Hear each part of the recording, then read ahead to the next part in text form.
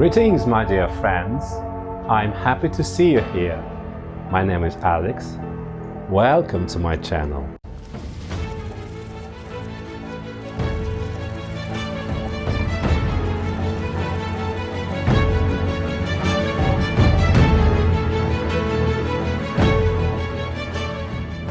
Today we are going to talk about one of the least smartest questions asked at a job interview. I personally have been lucky to never have a chance to face this question. So where does it come from? We all know the movie with Leonardo DiCaprio, where he plays Wall Street broker Jordan Belfort. In the end, he asks a room full of salespeople to sell him a pen. The first salesperson begins to describe the pen. It's an amazing pen.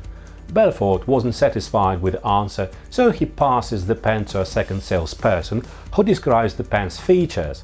So Belfort gives the pen to someone else who Belfort insists on can sell anything, implying that the salesperson was amazing.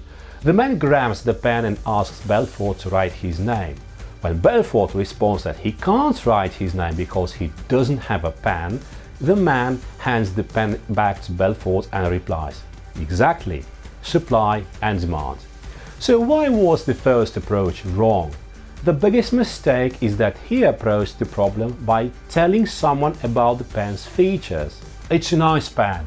It is shiny. It has blue ink.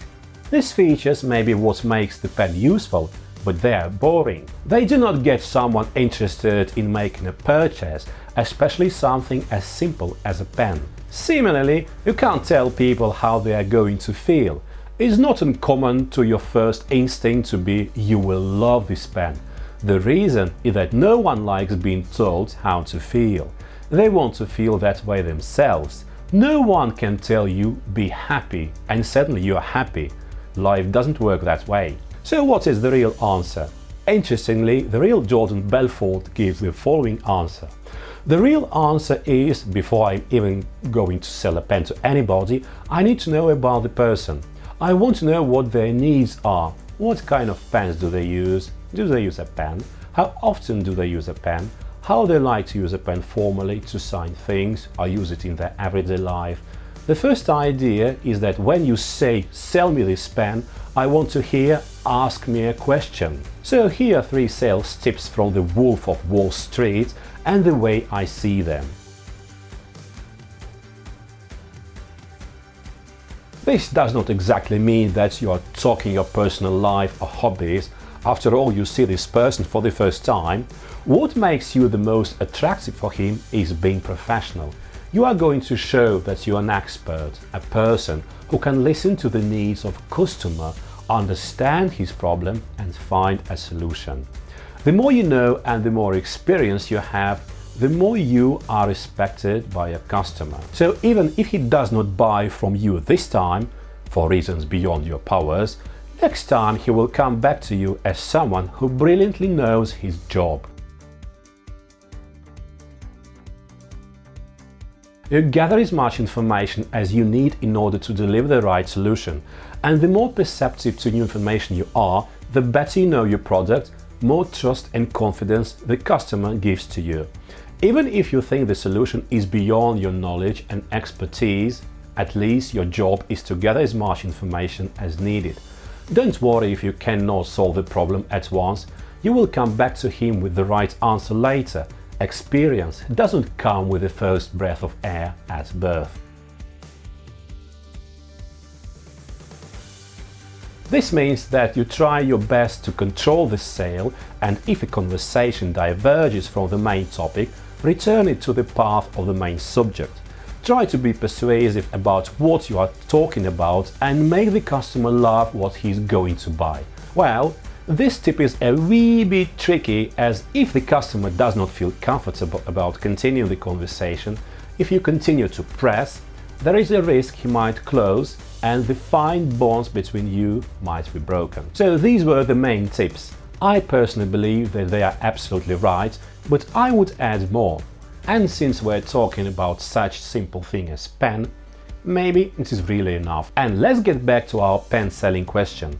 It's still a good question, not because it's tough, but because it's easy, and if your prospective employee doesn't know the answer, and then he or she probably doesn't know the basics of selling.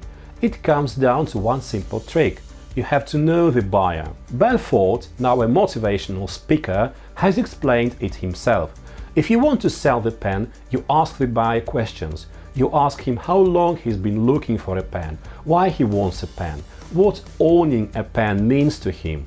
If a potential hire starts asking questions instead of looking for the pen's USPs, you can be sure he knows what he's doing. In practice, pitches rarely go that easy, and when you're selling, you'll need to do a bit more work.